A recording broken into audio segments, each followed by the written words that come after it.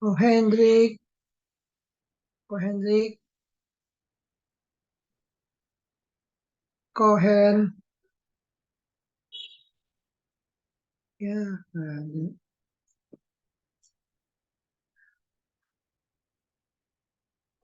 Pak Budi, Bu Naomi, Shalom, Shalom, Wan. Shalom, Kosem, Shalom Owen, shalom, shalom Owen, shalom Samuel, shalom semua Pak Budi, Hendrik, shalom. Saya off kamera dulu ya. Mau rebahan, capek duduk. Bu, silakan Bu Lagi Naomi. kurang enak badan, saya ini batuk, pilek, aduh, Waduh. sampai nggak ada suara ini. Nah, kemarin mah.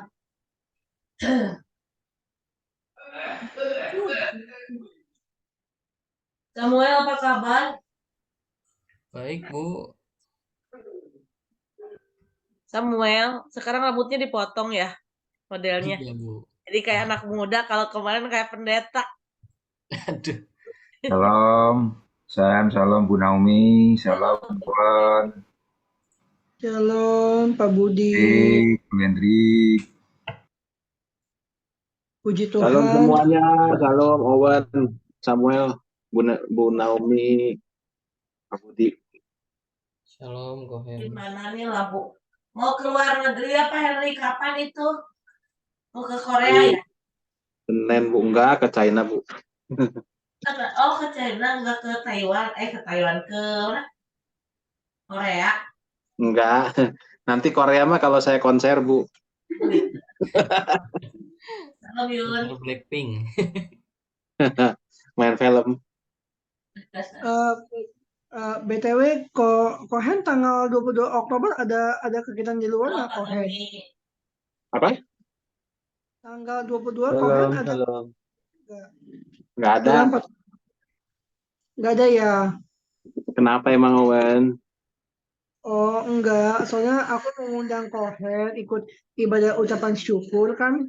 Nama kul aku kan udah berubah, Cool Factfulness dulu kan jadi Cool Republic Gaul. Terus emang udah diresmiin sih, puji Tuhan. Juga tadi mau ulang tahun yang ketiga kok gitu. Luar biasa. Dia nggak diundang, Wan. Iya, kenapa cuma saya? Ya pengennya sih semua sih, cuman ya kalau bisa aja, kalau nggak bisa ya nggak apa-apa, it's okay gitu.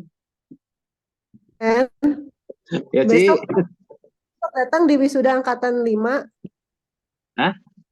Besok kita datang ke wisuda angkatan 5 kata Pisau. Oh di mana di Aruna? Di Aruna jam 6:30. Yuk pakai seragam itu aja, Ah, pakai kemeja, seragam kemeja. tidak bisa Cici, besok saya mau nonton itu Abraham Di mana? di PVJ. Ada gitu? Apa judulnya? Ada film Abraham, Only His Son, cerita Abraham sama Ishak. Sekarang pada berani loh ditayangin di bioskop. Udah ada. Cohen nonton bareng aku aja, Cohen. Aku kuliah Kamu juga di mau mana? nonton. Kamu di mana? Saya di mana, Owen? Hari tahu. Aneh ya. Jam berapa ya nonton? 20.45 sih. Buset, malam amat kok 45. Iya. Kagak Oh, kagak nggak gitu. Wan masih kecil, jam segitu tidur. Kok Hendrik mah udah dewasa. Wah, soalnya Bu Cemelia ini bukan. Kasihan. Sama. Kok Hendrik mah Salah. masih pagi. Saya sama Hendrik mah masih pagi. Saya kalau nonton jam 12. Pagi. Udah malam nontonnya. Kamu mah anak kecil mah belum susu tidur. Enggak lah, Ci. Hmm. Sehat, Kenapa, Ci? sehat. Ya, puji Tuhan udah lebih lumayan sih, Ci. Cuman sempat mau flu lagi 3 hari kemarin ini. Ya, emang aku baru sampai kamera sekarang nih, puji Tuhan. Aduh. Jangan sakit aja. Semester 5 semangat. Iya, Ci. Sam kita nanti ya Sam hari Kamis ya minggu depan ya. Iya, Bu. Siap, Yang siap. buat Pak Lauren dulu aja ya diberesin satu-satu ya. Boleh, boleh. Ya.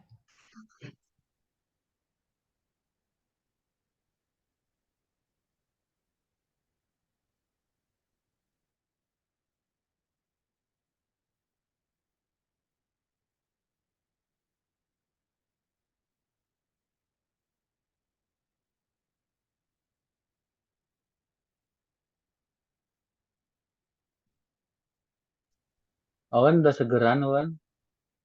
Puji Tuhan, udah Pak, udah lebih segar. Kemarin sempat apa agak-agak flu. Suara aku sih nggak mindeng, cuman badan tuh agak apa kayak apa sih kayak sakit tuh kayak susah tidur, gerak ini gerak kanan gitu. Gitu Pak Tommy. Puji Tuhan. Iya. Salam Pak Ikman. Shalom Pak Ikman. Ya, salam Bapak Ibu. Salam Shalom, Pak. semuanya. Shalom Pak, selamat malam. Selamat malam, Bu. Shalom Pak. Salam Pak, salam.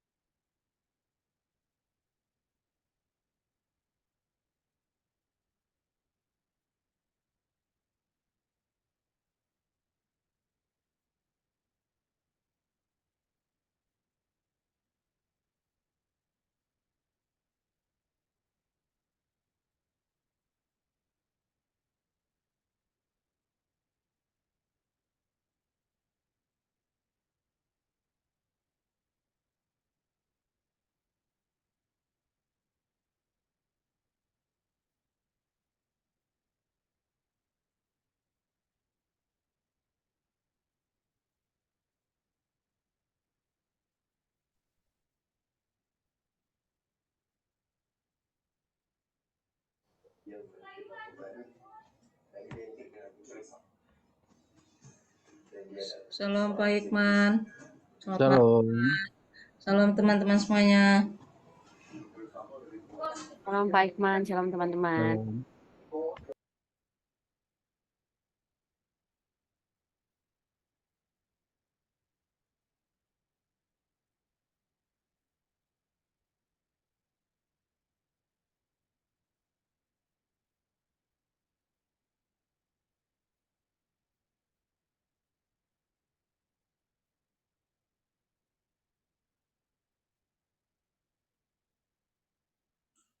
Shalom teman-teman, shalom Pak Hikman ya.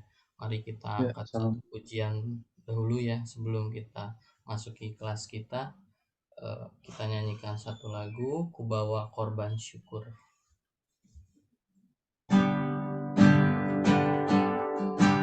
Saat ku masuk ke hadirat-Mu, ku tersungkur dan sembah-Mu, ku persembahkan korban syukurku yang terbaik bagimu. Saat ku masuk ke hadirat-Mu, ku tersungkur dan sembah-Mu, ku persembahkan korban syukurku yang terbaik bagimu. Ku bawa korban syukur ke tempat kudus-Mu Tuhan. Hatiku limpah dengan syukur, sebab Tuhan baik selamanya. Ku bawa korban syukur ke tempat kudus-Mu Tuhan. Hatiku Limpah dengan syukur, sebab Tuhan baik. Oh, sebab Tuhan baik. Mari kita sama-sama nyanyi dari awal ya. Saat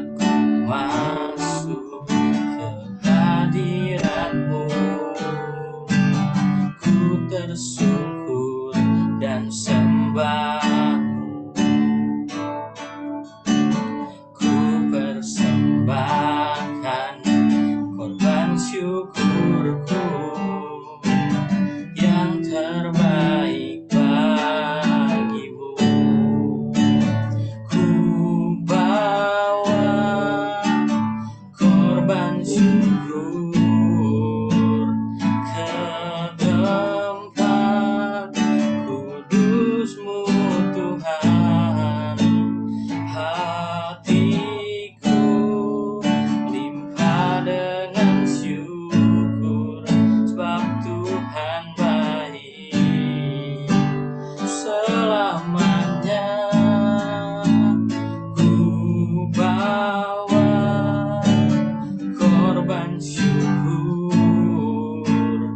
ke tempat kudus-Mu Tuhan. Hatiku limpah dengan syukur, sebab Tuhan baik. Oh, sebab Tuhan baik.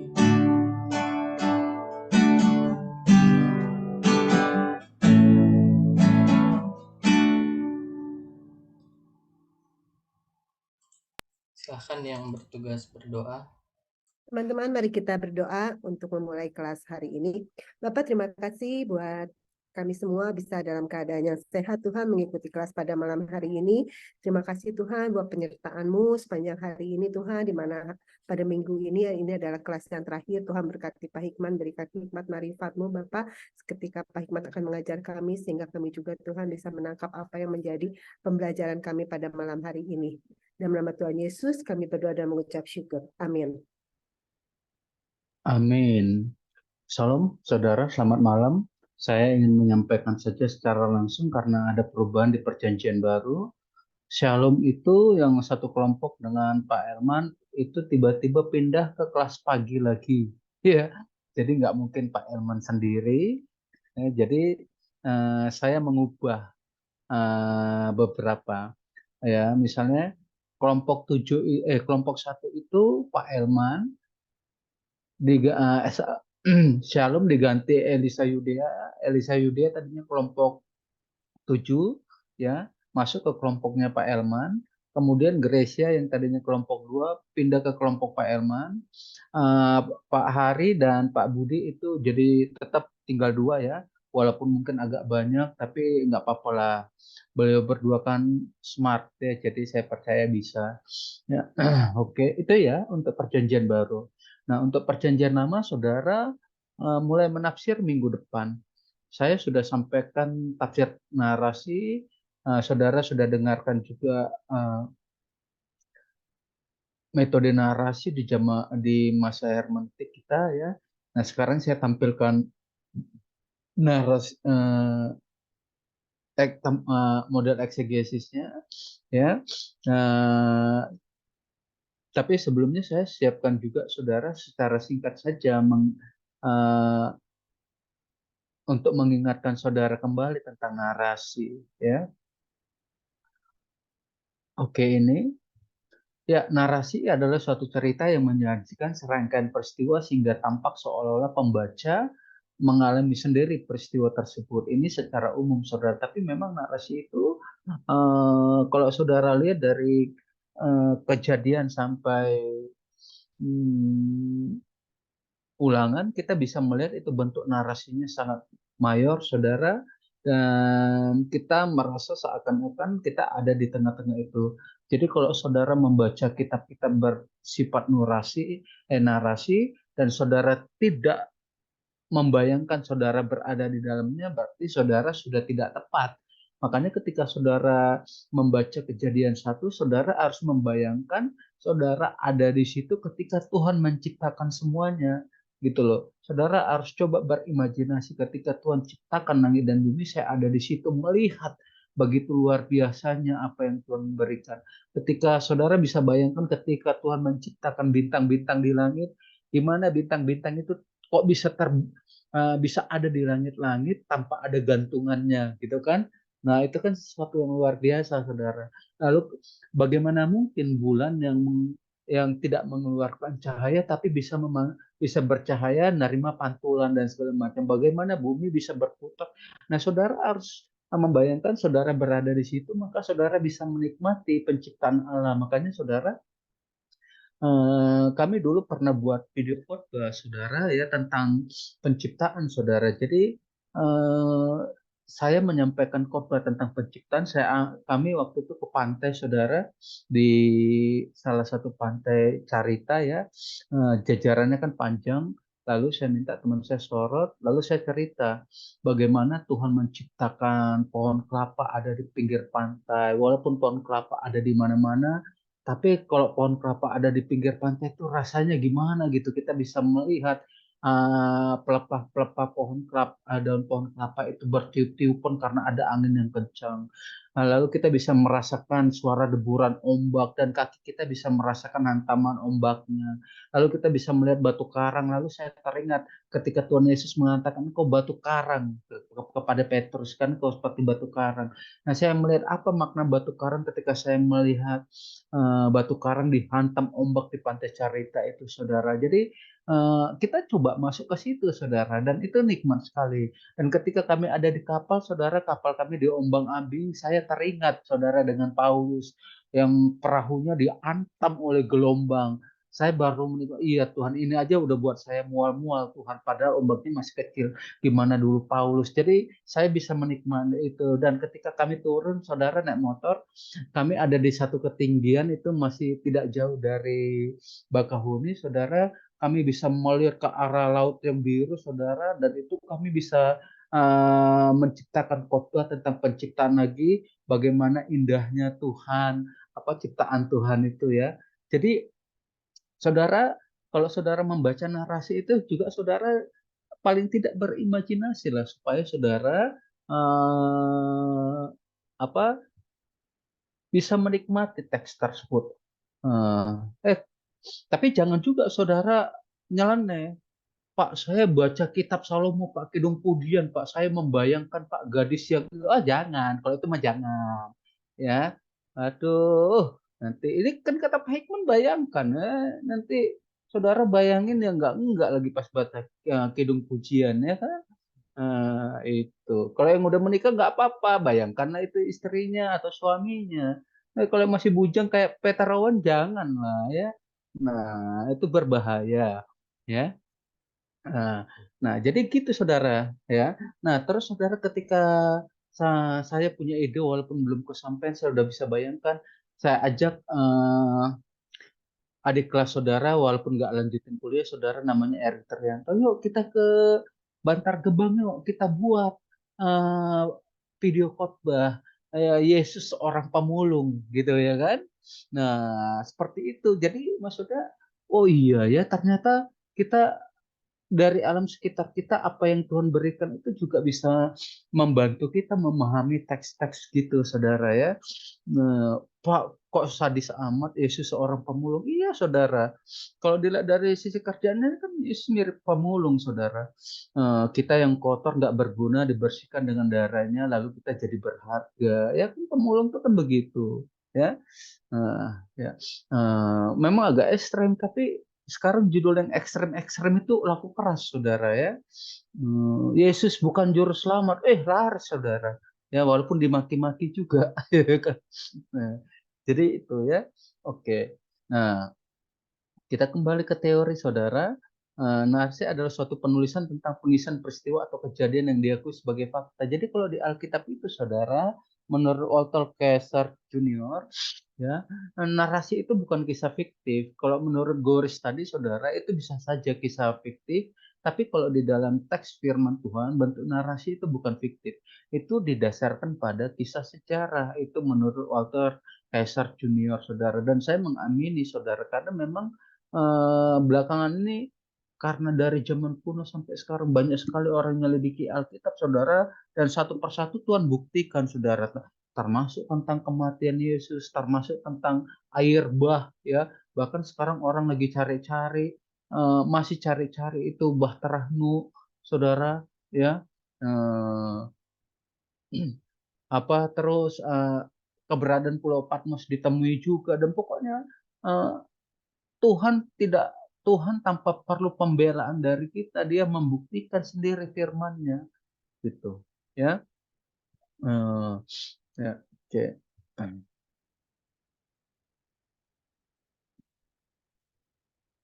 Oke, ini kita lewatkan saja saudara karena saudara sudah dapat materinya. Saya menyampaikan yang penting saja unsur-unsur narasi. Saudara perhatikan idenya apa, ya, peristiwanya apa, tokohnya siapa, dari tokoh itu karakter apa yang mau ditampilkan, lalu apa latar belakang ceritanya, saudara. Ya paling tidak ini harus ada di dalam secara tersirat maupun tersurat di dalam tafsiran-tafsiran saudara, ya.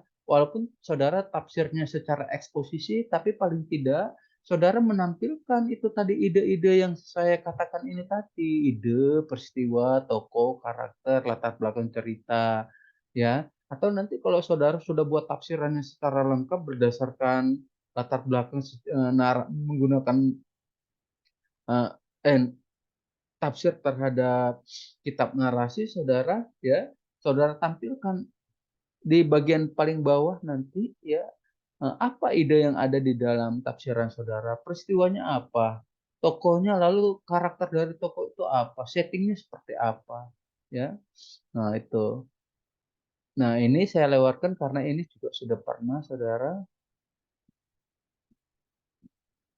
ya. Ini ekspositori saudara memperluas pengetahuan, menyampaikan informasi didasarkan pada nalar untuk mencapai kesepakatan rasional, bahasa cenderung ke bahasa informatif, ya, informatif.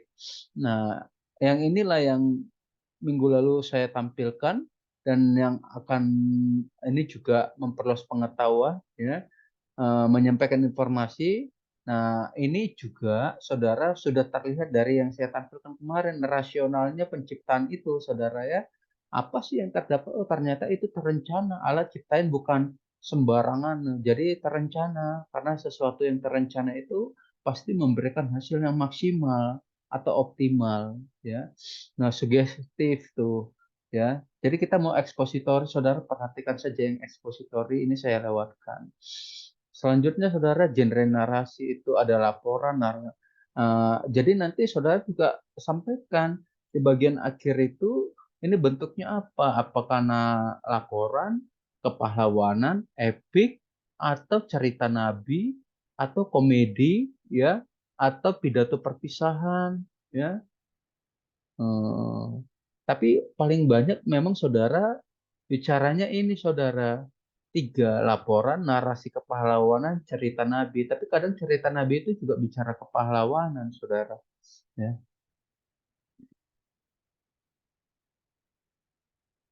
Oke, ini juga saya lewatin karena sudah, ya, tadi ada poin-poinnya. Ya kira-kira itu saja saudara. Ya saya hanya mengingatkan kembali saja. Yuk sekarang kita masuk ke PowerPoint-nya saudara. Ya. Kejadian 4 saudara. Ya. Ini ada sekitar 46 slide.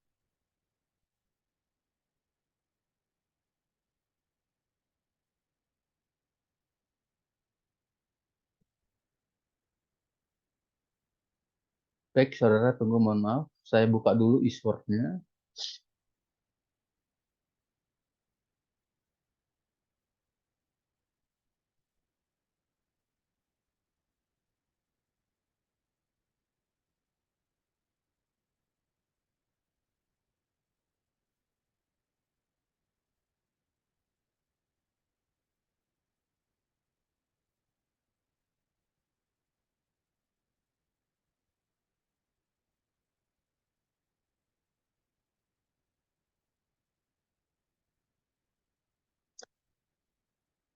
Kejadian 4 ayat 1 ini berbicara tentang Kain dan Habel. Kalau saudara perhatikan, Lembaga Alkitab Indonesia juga hanya mencatat ini. Ini bukan konteks saudara, tapi ini bicara kepada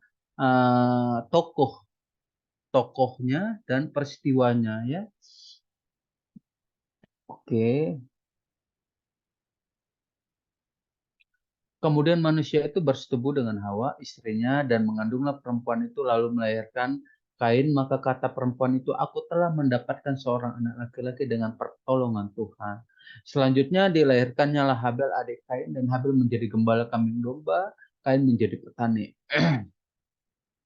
Setelah beberapa waktu lamanya, maka Kain mempersembahkan sebagian dari hasil tanah itu kepada Tuhan sebagai korban persembahan. Abel juga mempersembahkan korban persembahan dari anak sulung kambing dombanya, yang ini lemak-lemaknya, maka Tuhan mengindahkan Habel dan korban persembahannya. Tetapi Kain dan korban persembahannya tidak diindahkannya. Lalu hati Kain menjadi sangat panas dan mukanya muram. Oke, itu adegan pertama, saudara. Yuk kita lihat bagaimana sih tafsirannya, apa sih informasi yang bisa saudara dapat di dalam tafsiran tersebut berdasarkan sumber-sumber yang sudah saudara dapatkan. Ya. Nah, ini saudara dari 4. Ya, ini naratif, saudara. Ya.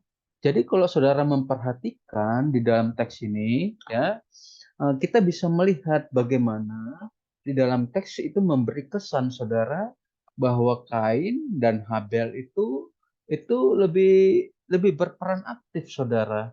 Sementara ya di bagian pertama, saudara, ya, ayat kedua sampai ayat kelima itu terlihat atau si penulis memberi kesan bahwa Kain dan Abel itu lebih bersifat aktif, sementara Tuhan itu pasif. Tapi memasukin ayat ke-6 itu terlihat Tuhan sangat aktif, saudara. Ya, Tuhan yang bertanya kepada Kain. Jadi Tuhan terlibat aktif. Kain, Habel tidak ada, dan Kain sudah, Habel masih ada, tapi Tuhan berdialog dengan Kain, saudara. Ya, jadi dalam hal ini Habel tidak terlihat, tapi yang bersifat aktif itu Tuhan dan Kain karena terlibat di dalam satu dialog. Ya, empatnya, saudara, Kain membunuh Habel. Ya, nah, lalu 19 sampai 5a dialog Tuhan dan Kain. Ya, lalu ini skema sistematisnya, saudara, ya, skema sistematisnya atau sistematika teks, gitu ya. Itu yang ayat 15 sampai 16, naratif Tuhan aktif, Kain pasif, gitu ya. Nah, jadi sampai di situ saja, sampai ayat 16 dulu, saudara. Ya, yuk kita lihat Kejadian 4. Kemudian manusia itu bersetubuh dengan Hawa istrinya, dan mengandunglah perempuan itu lalu melahirkan Kain. Maka kata perempuan itu, aku telah mendapatkan seorang anak laki-laki dengan pertolongan Tuhan. Ini adalah terjemahan baru Alkitab Indonesia, ya, LI, dan ini rujukannya adalah NIV, ya, New International Version, saudara. Jadi NIV itu memang paling mendekati terjemahan aslinya. Dan memang Alkitabnya cukup mahal juga, saudara. Mungkin sekarang 400-an ribu lebih, ya. Tapi saya menggunakan ESV, saudara. Kenapa ESV? Karena dulu ketika saya buat ini, saudara, NIV itu masih ditutup di website, ya, tapi sekarang sudah terbuka. Jadi saya pakai ESV yang ada di Eastword. Dikatakan, dan saya sengaja juga memilih ESV karena TB itu mirip sama NIV, saudara. Memang rujukannya NIV. Jadi saya pilih Alkitab versi yang berbeda, saudara, untuk dapat memahami teks jauh lebih baik, saudara, atau untuk memperkuat. Ya, now Adam knew Eve, his wife, and she conceived and bore Cain. Ya, Cain mungkin lebih tepatnya. Saying, I have gotten a man with the help of the Lord. Nah, perhatikan, saudara, ini yang saya kasih tanda.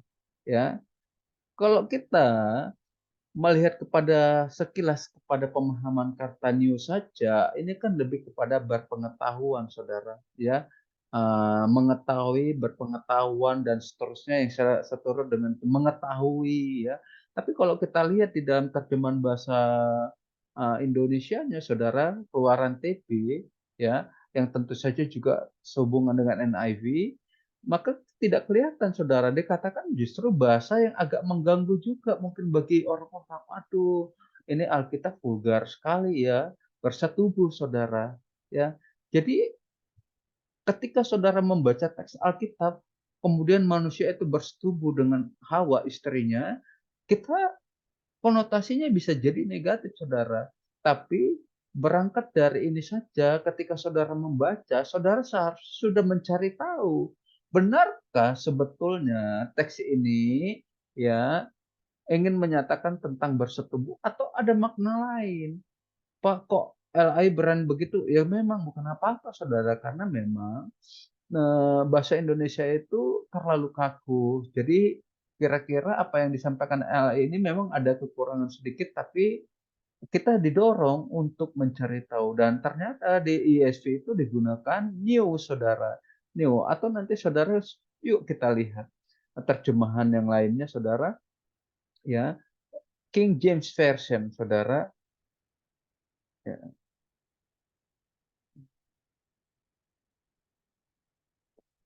King James Version sama new juga saudara, ya nggak ada, ternyata nggak ada perbedaan ya. ESV new juga saudara ya. Nah sekarang kita lihat kata new itu dari dalam bahasa Ibraninya apa sih saudara ya. Nah seingat saya kata new itu berangkat dari kata yada saudara ya. Oh sorry.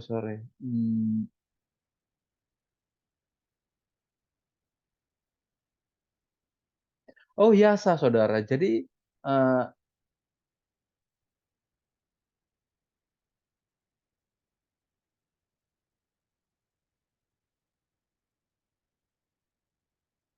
nah ini ya, ini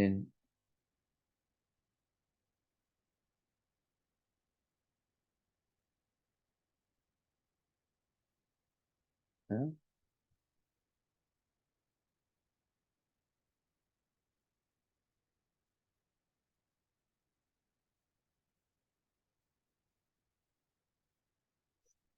Oke, kita lanjut saudara ya. Jadi kita udah lihat ya, ternyata kesamaannya eh, dalam bahasa Inggris itu sedikit berbeda dengan yang ada di dalam antara bahasa Inggris sama bahasa Indonesianya saudara. Yuk kita lihat saudara, Kejadian 4. Nah, oke, King James Version dan ESV saudara menggunakan eh, termasuk American Standard Version menggunakan kata new yang sama dalam bahasa Ibraninya itu saudara adalah yada saudara, yada yang berarti mengetahui, mengakui ya. Nah, sekali lagi mengetahui dan mengakui. Nah, ini menunjukkan apa saudara? Menunjukkan pertama bahwa Adam mengakui keberadaan Hawa sebagai istri. Ya. Yang kedua, kata yada ini di dalam konteks suami istri juga menunjukkan satu hubungan yang intim, saudara. Ya, suatu hubungan yang paling pribadi. Ya. Nah, kalau yang udah suami istri seharusnya udah paham apa yang dimaksud pribadi ini.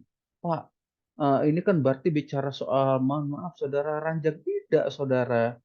Artinya teks ini mau menyampaikan kepada saudara hubungan yang si Adam itu memiliki hubungan yang sangat intim, sangat akrab, pribadi dengan Hawa. Artinya saudara ini tidak melulu urusan eh, seks, tapi ini lebih berbicara kepada Adam memahami sepenuhnya tentang istrinya. Gitu loh.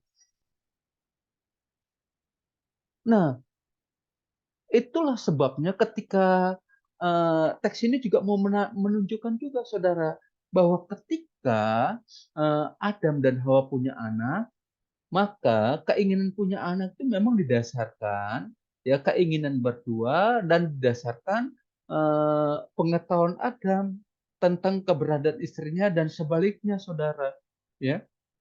Nah, artinya apa, saudara? Sebagai suami istri, ya Tuhan ingin mengajarkan atau nanti saudara yang masih single nih, ya yang single-single nih, perhatikan baik. Di sini Tuhan mau mengajarkan kalau engkau mau menikah, engkau harus memahami siapa orang yang akan kau nikahi. Jangan sampai udah turun berkat dari hamba Tuhan, kamu baru nyesel, udah nggak bisa ditarik lagi, ya. Nggak apa-apa lah Pak, menderita dulu, yang penting oke dulu lah. Kebetulan pasangan saya cantik nih, gitu kan? Ya repot, gitu.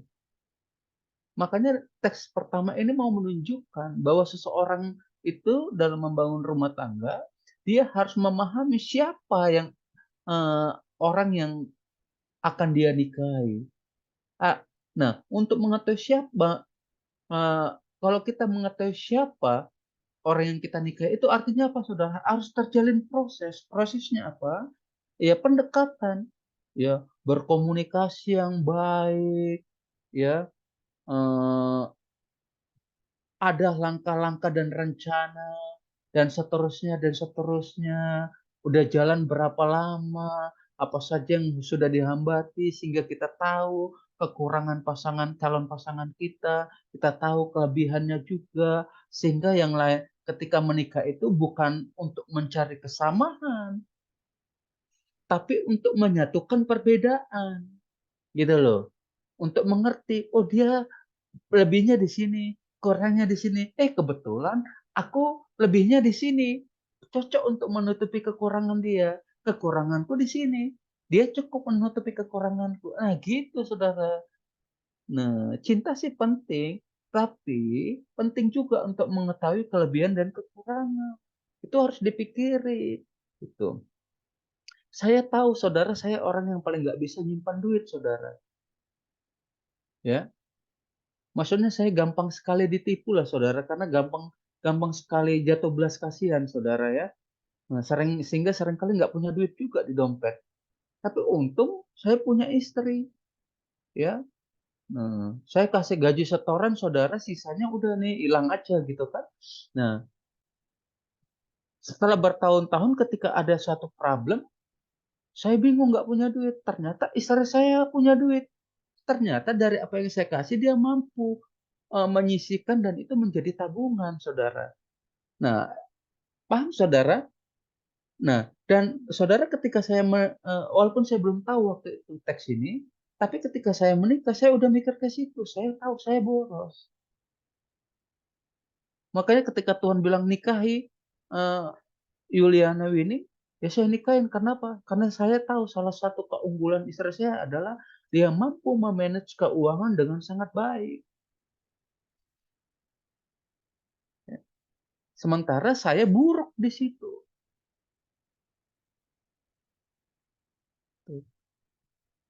Tapi saudara, dia juga sadar dia kurang dalam menyusun perencanaan.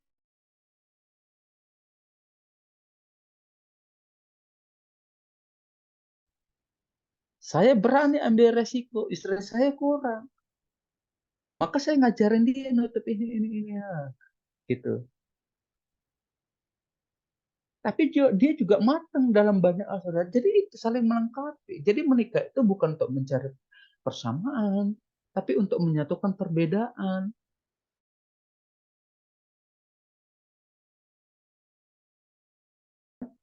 Tulang rusuk saya kan udah hilang tuh, berarti ada bagian dari diri saya yang hilang. Terus Tuhan kasih tulang rusuk itu nutup kan, saudara. Cuma nutupnya kan nggak di saya, nutupnya kan di pasangan saya. Gitu, ya.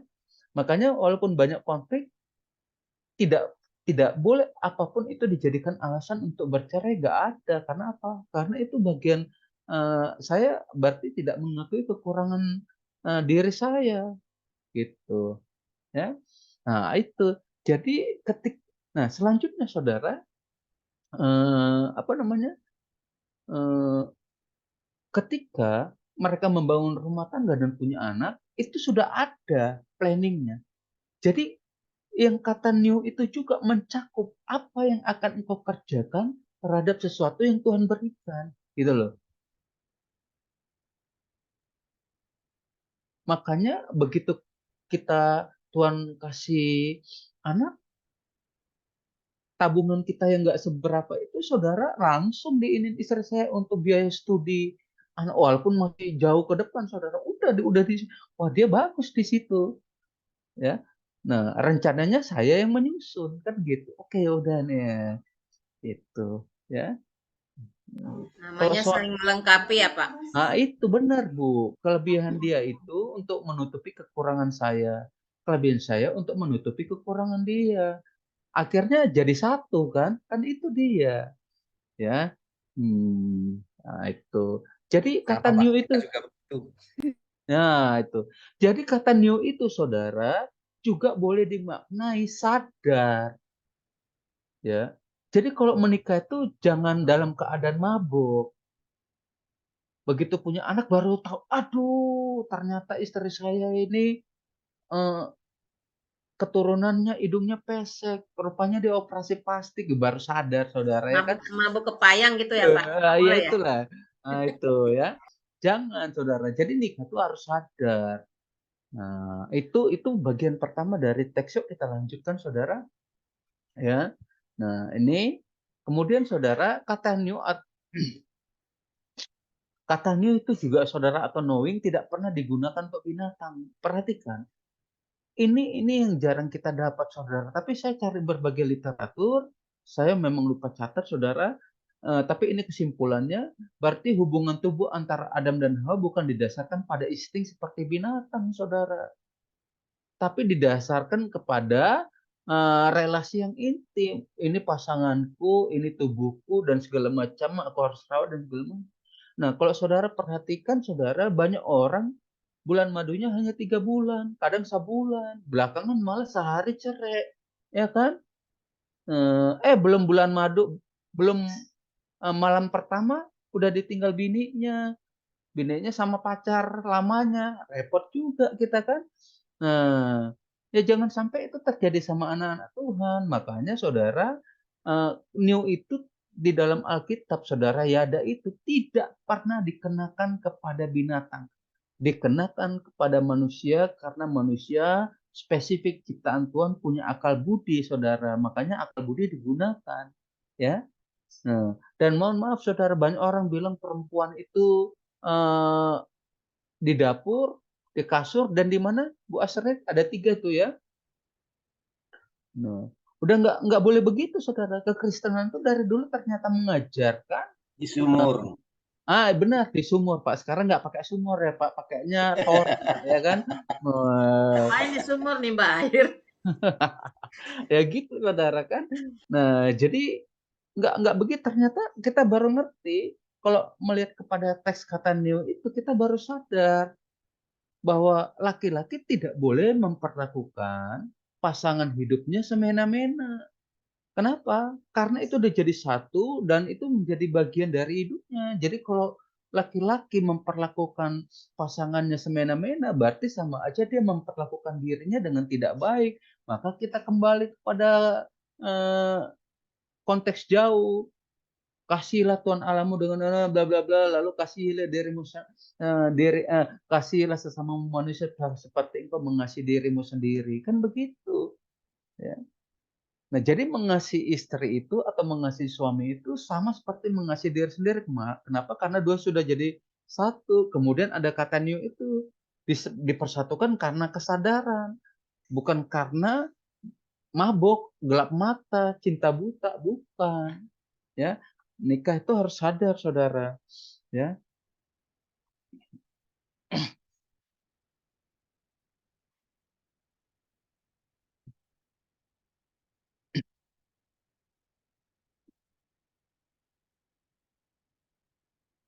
Sorry.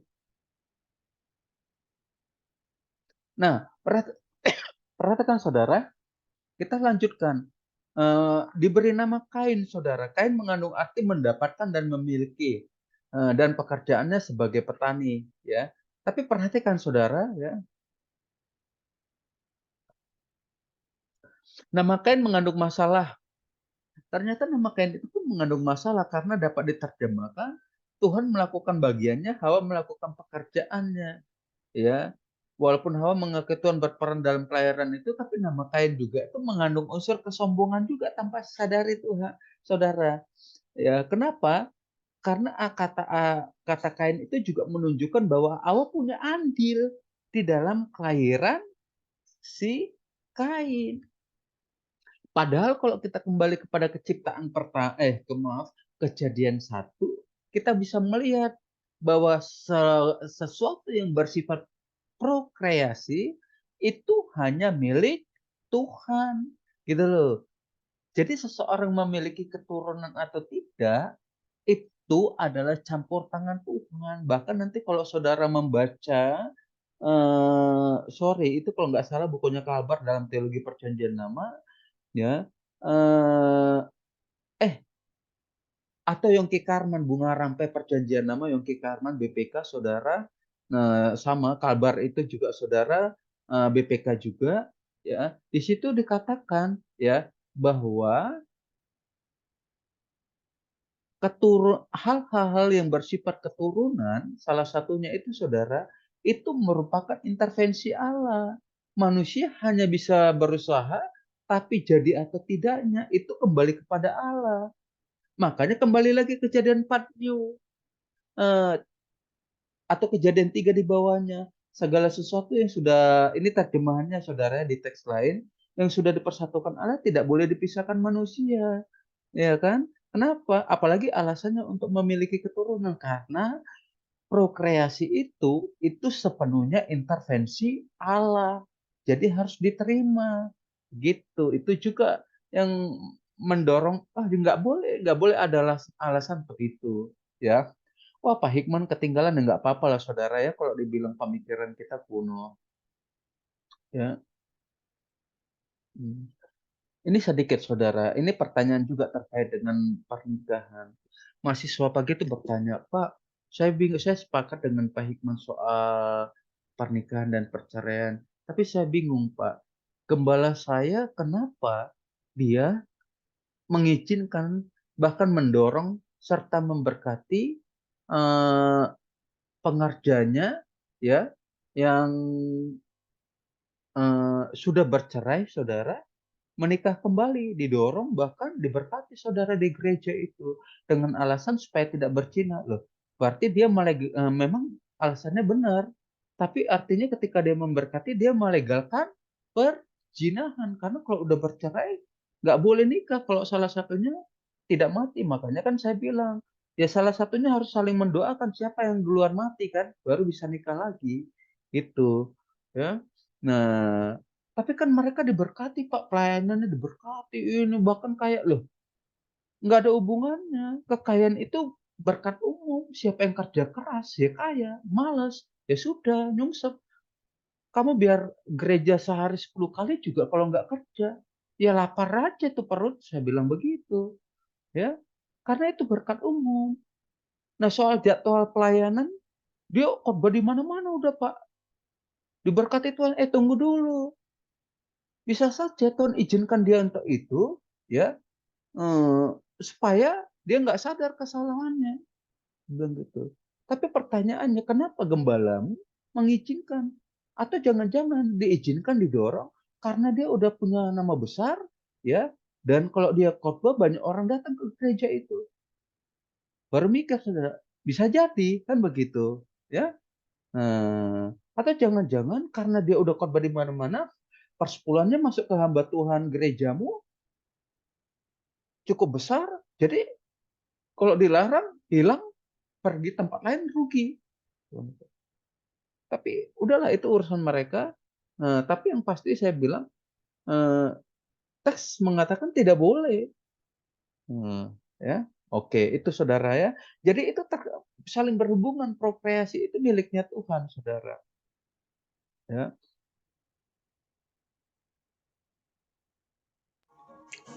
Maaf Pak Ilman. Ya Bu. Yang namanya peneguhan tuh gimana Pak? Kan udah nikah. Tiba-tiba salah satu meninggalkannya. Terus istilahnya rujuk lagi. Oleh gereja diteguhkan kembali gitu loh. Gimana? Ya nggak apa-apa Bu, itu masih puji Tuhan lah ya. Kalau saya melihat dari sisi Alkitab ya sudah Bu, sudah berdamai kan. Soal diteguhkan mungkin itu bersifat organisatoris saja ya. Organisasi menginginkan lagi sih kembali. Pak, diramein lagi. Iya, itu mungkin lebih kepada bersifat ini Bu, apa namanya?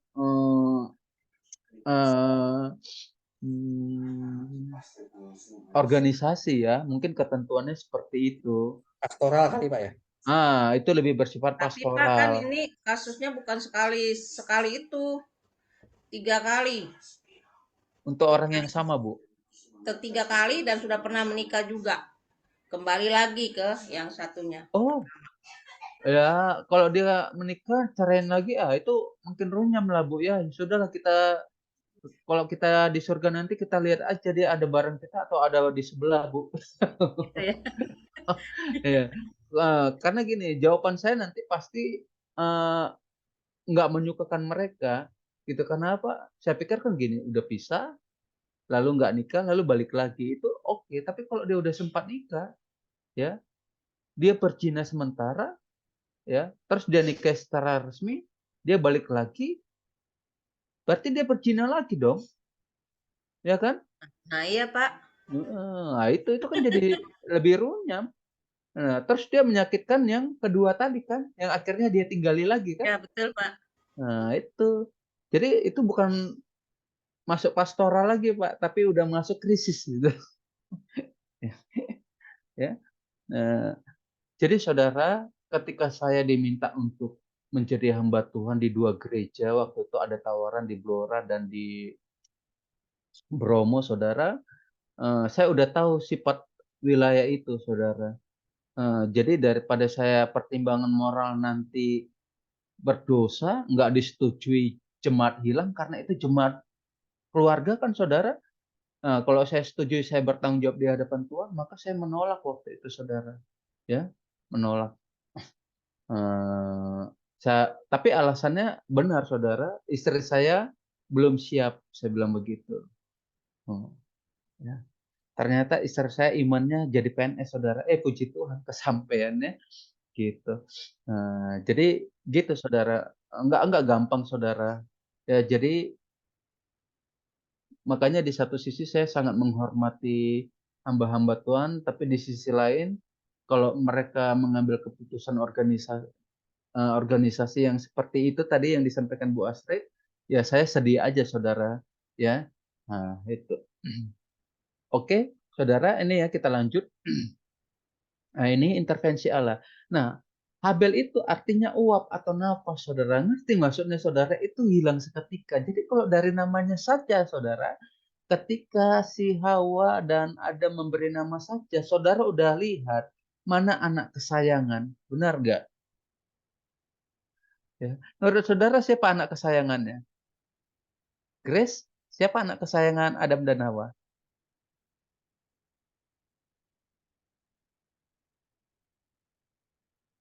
Masih mute. Masih mute, Grace, masih di mute.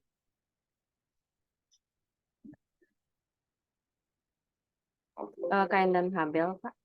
Atau Anak di antara kedua itu siapa anak kesayangan Adam dan Hawa? dua-duanya, Pak. Dari namanya loh. Oh, Kan Habel, Pak. kelihatan tuh dari pemberian nama. Jadi Pak Yuda. Menurut Pak Yuda. Kain sama Habel ya? Yang mana? Ya, siapa anak kesayangannya? Kan dari arti nama tadi udah ketahuan. Habel, Pak. Oke, kita tahan. Pak Elman, siapa Pak? Menurut Bapak? Kain, Pak. Benar, saudara, Kain. Terus saudara bayangin aja nama Habel tuh uap, hilang begitu saja. Ya, sementara nama Kain tuh keren. Ada unsur Allah di situ, ada unsur berkat Allah di situ, ya.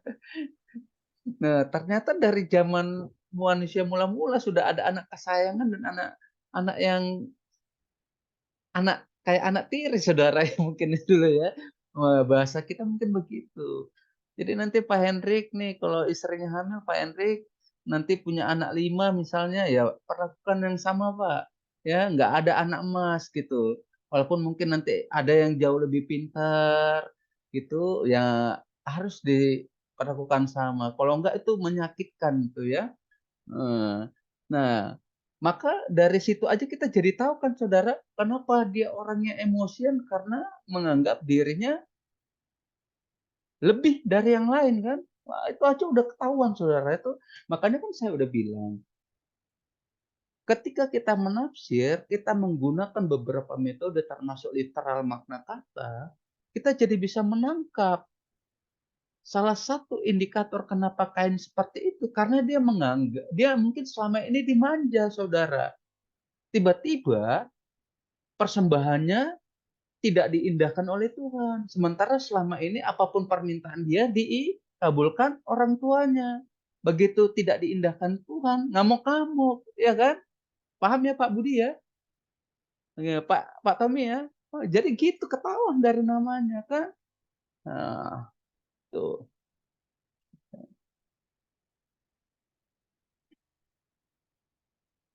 Nah, sorry saudara, dari pekerjaannya saja sudah kelihatan kan yang dimodali. Pak, peternak kambing domba itu kan di zaman perjanjian lama di orang Israel. Jangan lihat di situ dulu saudara. Dulu kan tanah bumi masih terhitung bagus walaupun sudah terkutuk. Ya, jadi petani itu pasti keren saudara. Tanahnya pasti luas. Kan nggak mungkin bertani itu cuma sehektar. Sementara untuk beternak itu semeter pun jadi. Ya nggak Pak Hendrik? Ya kan? Buat kandang bertingkat aja. Nah, misalkan gitu. Jadi saudara tahu mana yang lebih dikasihi. Itu memperkuat juga saudara dari sisi siapa yang lebih dominan di situ, ya. Oke. Nah, ini dia saudara, ya. Kalau saudara perhatikan dari komentar Hawa, ya, perhatikan teksnya. Hawa tidak memberikan komentar atas kelahiran Habel. Berbeda saat Kain lahir, tidak ada komentar atas kelahiran Habel sesuai dengan namanya yang dapat dinilai Habel tidak penting. Jadi menguap, uap, ya, itu dianggap tidak penting karena hilang begitu saja. Nah, sementara nama Kain itu ada komentarnya, bahkan nama Kain itu cenderung keren, saudara maknanya ya. Nah, walaupun ada unsur kesombongan juga di situ, itu karena usaha dia atau keinginan dia atau niat dia kan gitu. Jadi mungkin secara sederhana kita bisa lihat apa iya Habel itu tidak diinginkan gitu kan? Oke, kita perhatikan kedua keturunan Adam dan Hawa merupakan kelanjutan dari nafsi keturunan ular dan keturunan perempuan itu. Nah, ada hubungannya juga saudara. Banyak ada nanti saudara baca keturunan Adam itu dikatakan ada laki-laki dan perempuan. Saya pernah tampilkan juga di hermeneutik saudara 900 tahun mereka usia mereka anggap saja punya anak selama 600 tahun itu berapa ratus bahkan mungkin 1000 keturunan mereka sudah tapi yang ditampilkan 2. Nah, karena berdasarkan seleksi dari si penulis memang yang dibutuhkan hanya 2 sesuai dengan kebutuhan kepenulisan. Maka ini gambaran dari keturunan ular dan keturunan si perempuan itu. Nah, kita bisa lihat juga kenapa si Hawa ya tanda kutip si Kain menjadi anak kesayangannya karena ada unsur juga mereka sudah menjadi keturunan ular itu kan saudara dihukum dibuang ya jadi seperti itu. Oh jadi ada keterkaitan dengan teks-teks sebelumnya. Jadi itulah eksegese itu saudara-saudara bisa melihat keterkaitan dengan teks-teks sebelumnya ya. Nanti kalau saudara urut-urut pengganti Habel itu adalah Set dan nanti saudara perhatikan Yesus itu dari keturunan siapa.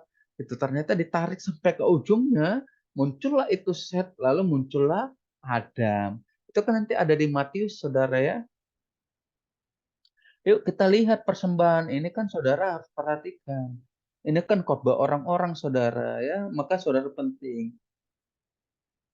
Persembahan Habil diterima karena dia mempersembahkan korban binatang. Persembahan Kain tidak diindahkan karena dia mempersembahkan korban hasil bumi. Gitu. Yuk kita lihat sesungguhnya seperti apa sih?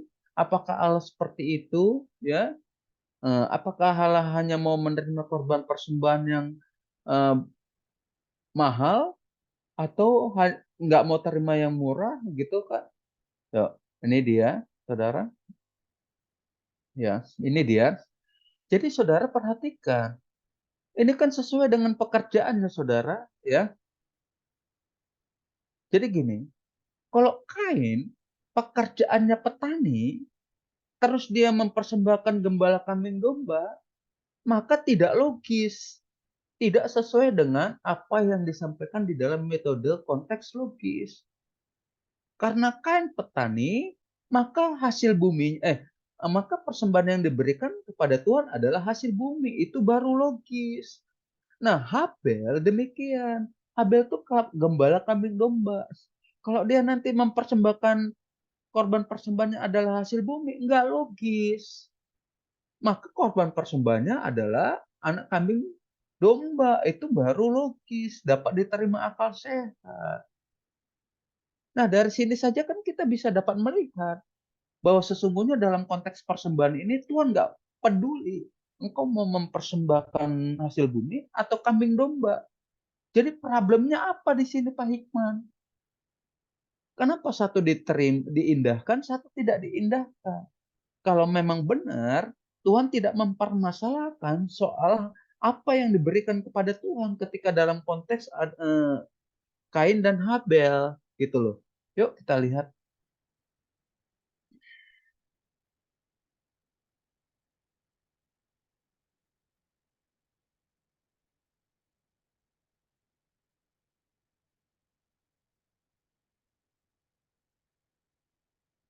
Yuk. Nah, perhatikan saudara. Makanya kita menggunakan metode leksikal juga di sini, ya, di kitab narasi ini. Jadi kita pakai metodenya konteks leksikal juga, saudara, dan latar belakang sejarah budaya. Yuk, kata Ibrani mempersembahkan adalah minkah, ya, minkah. Nah, ini implikasinya adalah penghormatan dalam hukum mosaik. Hukum mosaik itu hukum kuno, saudara, ya. Hukum mosaik diberikan dalam bentuk buah biji-bijian maupun buah sulung maupun persembahan terbaik lainnya. Jadi berdasarkan sejarahnya hukum mosaik itu, saudara, persembahan itu tidak hanya kambing domba. Di dalam hukum mosaik zaman perjanjian lama dan manusia mula-mula, saudara, korban persembahan itu juga termasuk hasil bumi. Jadi nggak ada problem soal apakah itu hanya hasil bumi atau kambing domba.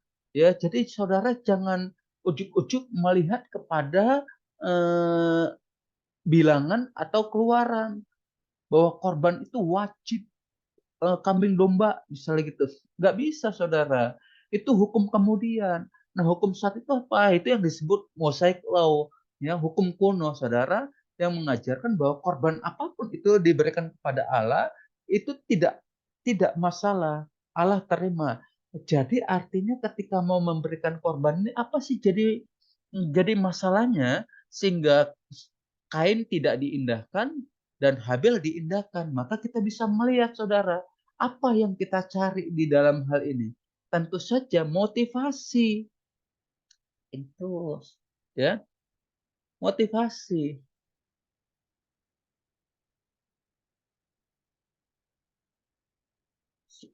Memberi besar itu dan proporsional itu wajib, saudara. Ya, proporsional minimal itu wajib. Tapi kalau saudara pun memberi besar, tapi motivasi saudara tidak tepat, ya nggak pas juga. Ya, jangan-jangan nanti kayak si Kain.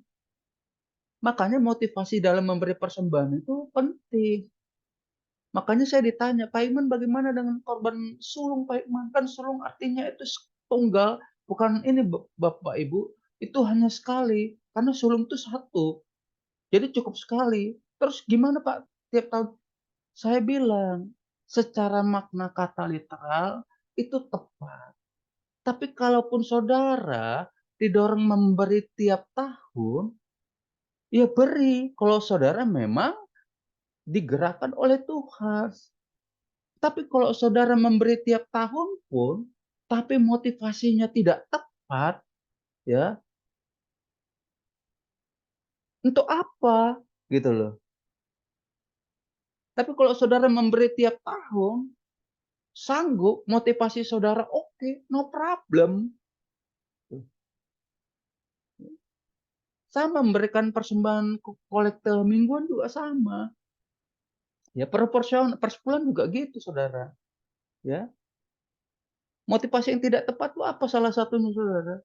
Menginginkan lebih lagi. Ngasih 10, minta 100. Nah, itu kan bahaya, ya. Ngerti maksud saya Bapak Ibu? Kalau kasih, kasih saja, saudara. Apalagi kalau udah ngasih, nanya-nanya. Kok nggak ada sih laporan keuangannya? Dipakai untuk apa aja? Ya elah, udah ngasih, ngasih aja. Mau dipakai beli apartemen kayak sama pendetanya. Mau dikasih untuk penginjilan kayak. Mau apa? Udah tutup mata. Tugas kita ngasih. Gitu, saudara. Yang repot kan jangan kayak teman saya. Ngasih per bulan 300.000. Nanya untuk dipakai untuk apa? Ya elah. Pak, saya bilang,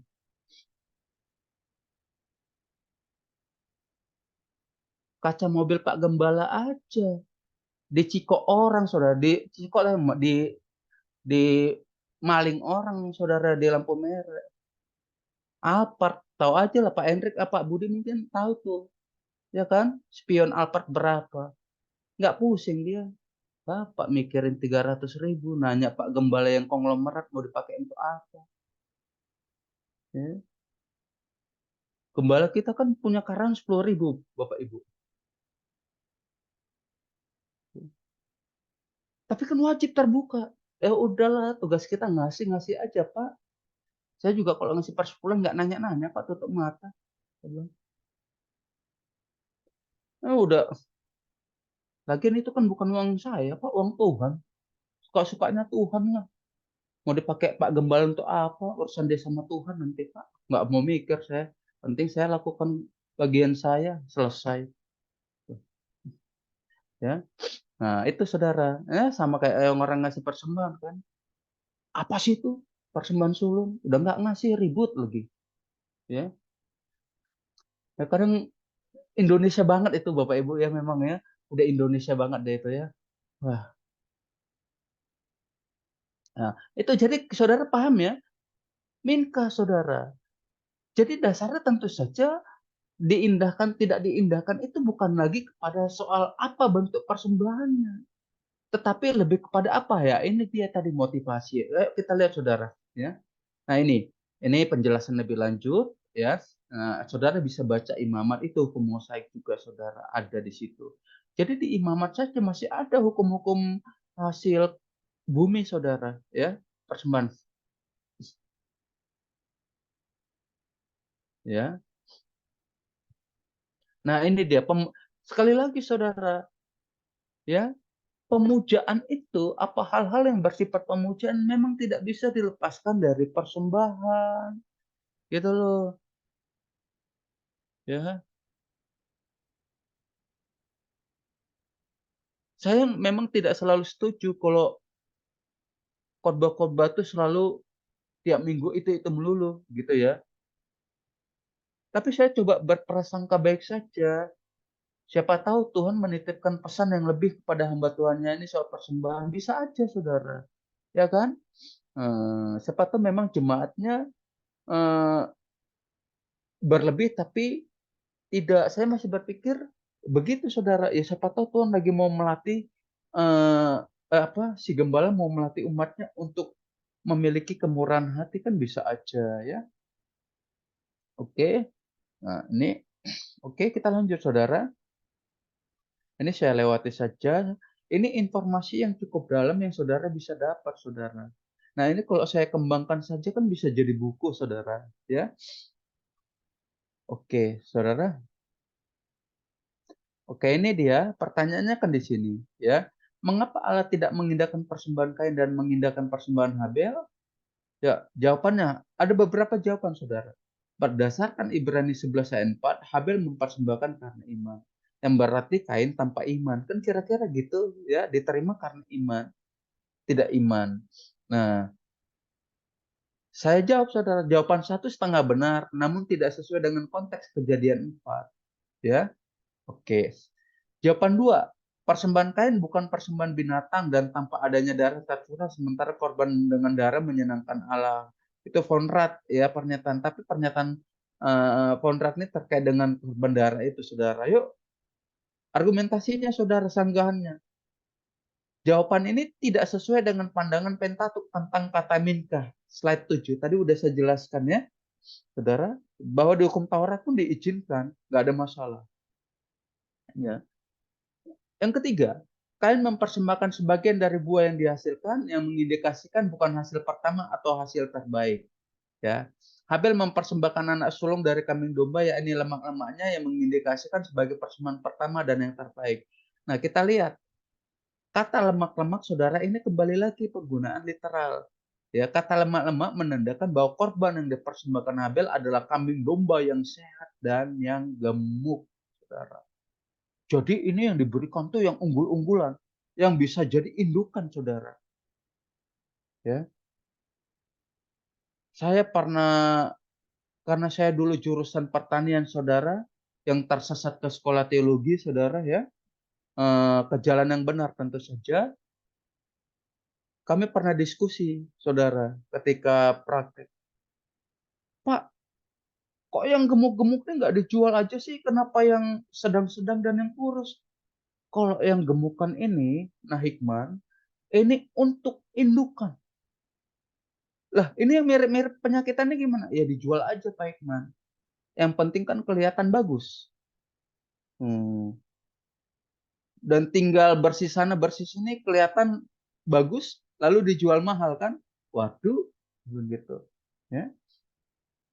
Nah, ternyata, dan saudara bisa bayangkan, ketika Kain memberikan korban, ya, itu dari anak domba yang paling sehat, tentu saja di sini sejujurnya dari sisi finansial dan rencana bisnis, ini adalah persembahan yang merugikan. Saya nggak tahu, saya hanya kenal Pak Hendrik atau Pak Budi lah ya, orang bisnis lah. Mungkin Pak Samuel juga orang bisnis juga kali. Benar nggak Pak Budi? Bapak kasih korban yang gemuk yang bisa jadi indukan, rugi apa untung, Pak? Sementara masih ada yang lain yang kurus-kurus, Pak, atau yang sedang-sedang. Ya, kalau bisnis dipertimbangkan, Pak. Iya, jujur Bisnis. aja, saudara. Yang gemukan itu pasti disimpan jadi indukan, nggak mungkin dijual, saudara. Ya. Kalaupun dijual pasti harga mahal, tapi persoalan ini kan mau dipersembahkan, bukan dijual, saudara. Jadi saudara udah bisa bayangkan potensi kerugian yang akan dialami Habel ketika dia mempersembahkan itu. Sementara di sisi lain, Kain teks menggunakan kata sebagian. Ada unsur apa, saudara? Jadi gini, Kain kasih persembahan yang oke banget, saudara. Mau rugi mau enggak, situ udah ada unsur iman yang penuh dari Kain. Pertama, bahwa itu milik Allah harus dikembalikan. Yang kedua, ya, kalaupun dia beri, Tuhan sanggup memberi dia kehidupan. Sementara ketika menggunakan kata sebagian diberikan kepada Tuhan, nggak tahu sebagian itu entah baik entah buruk, tapi kita anggaplah kata sebagian itu konotasinya negatif dalam perspektif Alkitab. Kenapa? Karena sebagian lagi disimpan, saudara, untuk cadangan dia. Ini kan sama cara berpikir kita manusia. Kita harus berhikmat juga, Pak Hikman, dalam memberi, Pak Hikman. Ya kan, benar ya enggak, Bapak-bapak Ibu? Ya kan suka begitu kan? Nah, kita simpan dulu, saudara, yang terbaik. Sisanya kita berikan pada Tuhan. Karena kita pikir itu berhikmat. Itu rencana untuk ke depan, jaga-jaga. Kalau ada kerusuhan apa segala macam. Tapi di mata Tuhan itu nggak seperti itu. Itu justru motivasi yang tidak tepat. Itu juga berkaitan dengan iman yang tidak penuh kepada Tuhan. Nggak percaya ketika kita memberi sesuatu yang terbaik kepada Tuhan, ya, maka Tuhan, kita nggak mau menyerahkan hidup kita sepenuhnya kepada Tuhan. Kita nggak percaya bahwa Tuhan sanggup memelihara hidup kita. Nah, jadi implikasinya ke situ, Bapak Ibu. Itu motivasi yang di dalamnya juga terkandung unsur iman. Dan saya tidak bicara iman dulu lah ya, bahasanya ya, saudara. Saya tarik kata iman, tapi mengandung unsur kepercayaan penuh dan tidak penuh kepada Allah. Itu loh. Ya. Jadi sekali lagi, saudara, persembahan itu bukan hanya sekedar engkau mengembalikan miliknya Tuhan, Tapi ada nggak unsur kepercayaan itu kepada Tuhan? Makanya ketika saudara beri perpuluhan, tunggulah Pak, tunggu saya cukup baru saya kayak itu berarti saudara setengah hati percaya kepada Tuhan, bahkan mungkin saja tidak percaya. Yuk kita kembali kepada janda miskin saudara. Di perjanjian baru yang disampaikan Yesus di Lukas 24. Dia kasih 2 peser. Tuhan bilang itu seluruh hidupnya. Yuk kita kaitkan. Artinya itu uang terakhir yang dimiliki si janda miskin. Terus dia kasih ke rumah Tuhan. Selanjutnya apa Bapak Ibu? Saya udah bayangkan. Janda ini pasti mati. Kenapa? Nggak ada lagi yang bisa dibelanjakan. Kemudian kalau saya jadi janda itu saya akan bilang ke Tuhan, Tuhan saya cuma punya 2 peser. Saya percaya Tuhan ampuni saya kalau saya tidak beri persembahan. Benar nggak saudara? Kalau dibilang Tuhan maklumi nggak? Pasti Tuhan akan maklumi. Tapi si perempuan itu mengajarkan. Apa yang disampaikan Yesus itu ingin mengajarkan. Tidak ada alasan apapun untuk tidak memberikan persembahan ke rumah Tuhan. That's it. Itu maknanya saudara. Ketika dia kasih, nggak tahu lagi apa yang mau dilakukan, itu perempuan percaya hidupnya dipelihara tuh. Kalaupun dia mati, surga udah di tangan. Kenapa? Dia beriman kepada Tuhan karena dia memberikan seluruh hidupnya kepada Tuhan. Bukan lagi 2 peser, seluruh hidupnya. Lah kita diminta persepuluhan aja ribut. Diminta persembahan sulung ribut. Kalau nggak setuju ya diam aja lah minimal. Kan gitu ya kan? Ini koar-koar di sosial media. Udahlah. Ya, kita lihat positifnya terkait persembahan. Jadi persembahan itu saudara, kandungan motivasinya itu yang harus saudara perhatikan. Itu yang ditampilkan, yang ingin ditampilkan si penulis terkait ditolak dan diterimanya persembahan si Kain dan Habel. Ya. Masing-masing pun proporsional. Apa yang dikasih si Kain tuh lebih dari proporsional karena sebagian. Itu udah lebih dari berarti 50% kan saudara? Kalau kita bicara sebagian, lebih dari 10% lah. Sangat proporsional. Tapi persoalannya adalah motivasi. Nah, kembali ke unsur psikologis tadi, anak manja dan anak mama dan anak pekerja keras, saudara kan. Satu terlalu dimanja, akhirnya ketika menghadapi goncangan nggak kuat. Ya, semua keinginannya harus dipenuhi, kan begitu. Ya, ketika Tuhan tidak penuhi, dia ngamuk. Ya. Nah, maka kelihatanlah. Nah, saudara baru juga nanti bisa melihat sifat dari si Kain. Ketika Tuhan tegur, apakah aku penjaga adikku? Nah, dia ngamuk lagi, saudara. Ya, udah ngasih persembahannya sebagian, motivasinya tidak baik dan segala macam, jawabannya pun menghina Tuhan, saudara.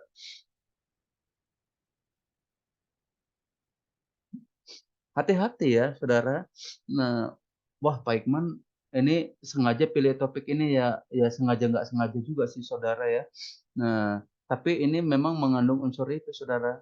Jadi saya sih berharap ketika saudara mendengar tafsir narasi ini, saudara dengan metode leksikal, konteks, dan sejarah, saudara, latar belakang sejarah, kita bisa memahami soal persembahan ini dan itu bisa mengubah paradigma kita. Gitu. Oke, saudara, saya tinggal berapa menit ya? 3 menit lagi, saudara ya. Oke. Kain terlihat religius namun hatinya tidak total bergantung kepada Allah, tidak seperti anak kecil yang percaya penuh dan tidak berterima kasih. Ya. Nah, itu. Nah, yuk kita hati Kain menjadi sangat panas. Namun kata Ibrani yang digunakan untuk sangat adalah meot, saudara. Dalam terjemahan Ibraninya berapi-api. Ya. Wah, ini udah artinya apa, saudara? Udah emosi tingkat dewa. Perhatikan, saudara. Nah, sambil saya tutup. Saudara boleh lihat kasus pembunuhan manapun, saudara. Itu terjadi kenapa? Karena perasaan tersinggung yang hanya sekejap. Benar nggak? Berapi-api. Salah satu dosen UI ya, yang di mana tuh Solo? tersinggung kan karena dibilang tukang nggak profesional. Itu sekejap saudara, tapi dilakukannya besok. Ya. Di Medan itu saudara saya kenal saudara orang yang di lingkungan kami saudara. Hanya karena emosi 1 detik saudara, dia menghilangkan 1 nyawa dan itu jadi penyesalan seumur hidup. 1 detik saudara, gelap mata, yes. Dan saudara baca kalau ditanya itu rata-rata emosi, gelap mata, tersinggung, sakit hati. Nah itu ada di kain saudara. Ternyata ya motivasi dari perbuatan jahat itu ternyata itu aja dari zaman kuno saudara. Maka kita harus mengingat kembali pernyataan Agim saudara. Agim, jagalah hati ya. Jangan kau duai, walaupun dia menduai istrinya bahkan membuang yang satu saudara ya. Oke, itu saudara sedikit saya baru membahas mungkin 1 sampai 8, 1 sampai 5, sedikit 7 sampai 8 saudara ya. Moga-moga ini memberikan pencerahan kepada saudara bagaimana cara menafsir, apa manfaatnya, kita bisa melihat keseluruhan dari teks kira-kira seperti apa saudara. Nah itu, yuk silakan 1-2 pertanyaan saudara. Di saya masih 28.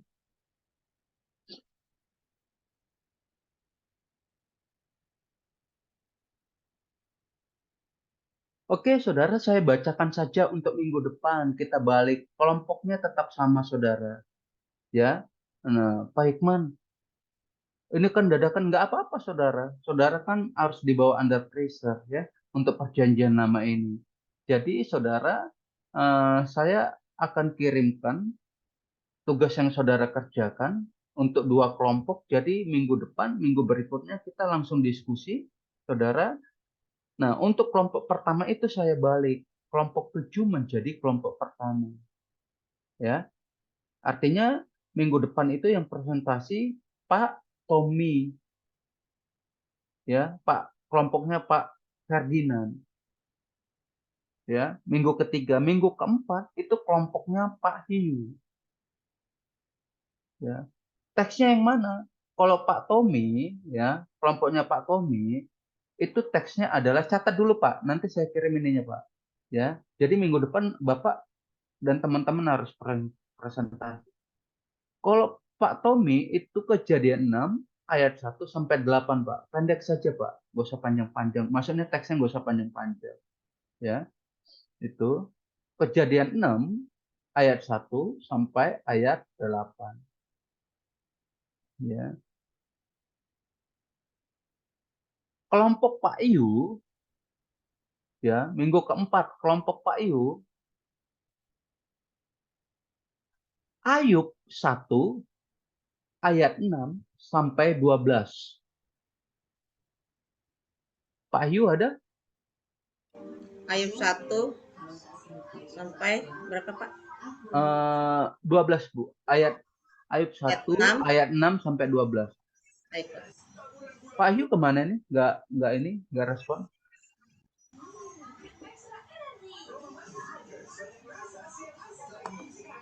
Oke. Pak Ayu. Oke. Ya, ada itu dulu saudara ya. Jadi di dalam PL ini saudara, saya kalau udah jelasin metodenya ya, tentang kitabnya, bentuk kitabnya, kalau metodenya saudara sudah tahu tentang konteks dan segala macamnya ya, baru kemudian presentasi. Nah, kelompok yang lain juga akan mengalami yang sama. Nanti minggu kelima nanti saya jelaskan lagi bentuk kitabnya, lalu saya tampilkan eksegesinya. Minggu berikutnya saudara presentasi. Jadi jangan kaget saudara ya. Tapi saya kasih ayatnya pendek-pendek ya. Kecuali nanti saudara masuk ke Keluaran. Itu memang agak sedikit panjang. Pasal bahkan. Mungkin bisa nyampe 6 pasal ya. Nah, itu terkait dengan tulah. Saudara siapkan saja. Ya. Pak Hikman itu Pak Yu udah ada tuh. Ya, gitu ya, Siapa, Pak Yu Pak? ya. Nanti penjelasannya Siapa? bisa didengar di rekaman saja. Ya. Siapa? Itu. Pak, dadakan jangan anggap apa, saudara. Kan saya nggak ini ya, nggak minta saudara untuk ini. Yang penting gini, saudara. Saudara buat PPT-nya, kirim ke saya. Makalahnya nanti saudara nggak kirim juga nggak apa-apa. Tapi begitu nanti kita presentasi, ada tanya jawab, saudara catat. Disitulah saudara perbaiki, baru kirim ke saya. Boleh kirimnya 2 minggu kemudian, gitu ya. Maksimal ngirimnya 2 minggu setelah perbaikan. Setelah saudara presentasi. Jadi ada. Pak Dan Hikman, itu hanya, ya Bu? itu jadi minggu keempat kelompoknya Pak Yu itu presentasi ya? Presentasi, Bu. Nah, Pak, kelompok saya itu sesuai dengan yang Pak. PB itu kan ya Pak ya? Iya, Sama iya. Bu Tinggal Astrid dibalik ya, Pak? aja. Kalau PB Bapak dapatnya minggu Pak yang Yu di ayat belakangan ya. Ayub 1 Ayub 1 ya. Kalau ini mulainya di ayat 6 sampai 12. Kalau untuk di PB kan Pak Elman duluan, ya kan? Nah, sekarang saya balik. Kalau di PL, Pak Elman itu di belakang. Minggu terakhir nanti diskusinya gitu. Ya, saudara ya. Nah, itu gantian lah ya. Nah, oke. Jadi tugas saudara hanya sekali untuk tugas makalah. Nilainya tetap 25%, 15% untuk partisipasi kelas, 25% untuk makalah, presentasi, dan kemampuan saudara menjawab. Ya. Nah, Pak, ujiannya gimana? Udahlah, itu nanti kita pikirin, saudara. Saya nggak coba buat susah saudara ya. Nah, kalau yang PB itu tafsir, kalau yang exegesis nanti coba saya pikirkan apa yang supaya saudara nggak banyak tugas makalah, apa yang mungkin ini gitu ya, yang terpikirkan. Yang pasti nanti mungkin untuk UTS dan UAS bisa saja hanya 1 ya. Tapi makanya saudara, tapi risikonya tinggi. Begitu saudara jeblok, ya jeblok nilai UAS dan UTS. Tapi begitu dapat 100 ya puji Tuhan, ya kan? Nah, itu. Ya. Puasnya seperti apa? Ya nanti saudara ya, nggak apa-apa kita inikan. Saya pikirkan gimana cara yang terbaik tanpa menyalahkan aturannya, artinya biar meningkatkan pengetahuan saudara juga untuk untuk exegesis. Oke, ada yang ingin ditanyakan lagi saudara? Saya mau tanya yang soal PB, Pak. Itu sama ya, Pak, bikin makalah sama presentasi ya, Pak ya? Nah, makalah tafsiran saudara berdasarkan RPS ya. Nah, itu tersusun ya. Nah, untuk tugasnya saudara kan sudah ada pernah Yohanes 15 ya, itu sama semua, itu untuk UTS dan UAS. Kalau untuk itu untuk UTS dan UAS itu buat makalah presentasi, bukan presentasi, makalah yang saudara kumpulkan itu pribadi untuk UAS dan UTS. Untuk tugas saudara kelompokkan. Nah, tugas itu 40% dibagi 2. 15% partisipasi kelas, ya artinya saudara bertanya, saudara menjawab, gitu ya. Nah, Pak, saya bantu jawab, Pak. Misal gitu, Pak, ayo udah paparin, udah jawab nih. Tapi rasanya saudara, oh pengen juga nih. Keren kan? Pak, saya bantu jawab, Pak. Itu kan semua saya hitung nilainya, saudara. Nah, nanti 25%-nya itu makalah kelompok plus tugas saudara di dalam kelompok. Ada yang nanya, saudara diem melulu. Ya sudah, nasib itu namanya kan. Nol lah saudara di 25% itu. 25% itu kan setara 100%, berarti 65% lebih saudara. Ya.